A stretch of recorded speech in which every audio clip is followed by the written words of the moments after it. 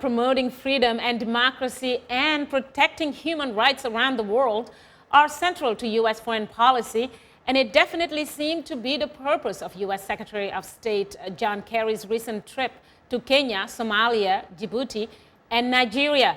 His travel comes ahead of President Barack Obama's scheduled visit to Kenya in July for the Global Entrepreneurship Summit, a forum that connects local businesses with international groups and government.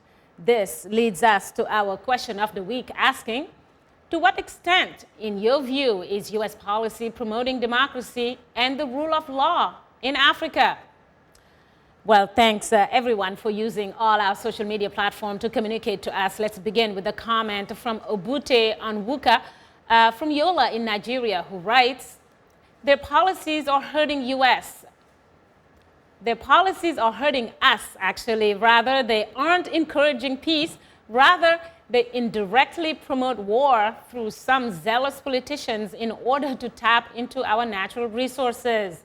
Has anybody noticed that America does not intervene in a country with little or no resources?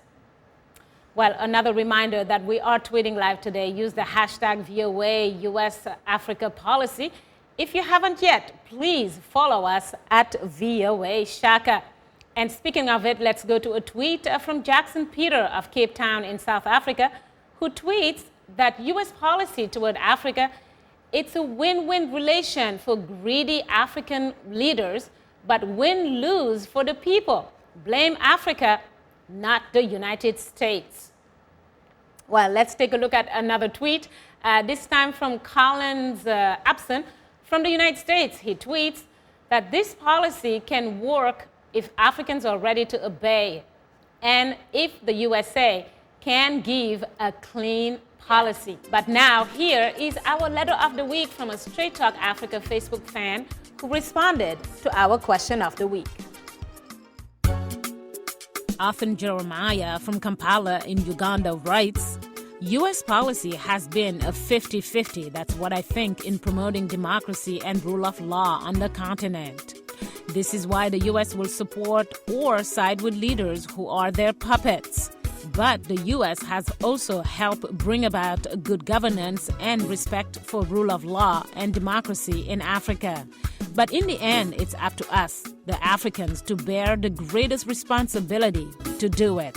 Absolutely. Let's move on to a posting from Michael Tite from Tema in Ghana, who writes, why do we always look up to them, in this case the United States, before we do what is right?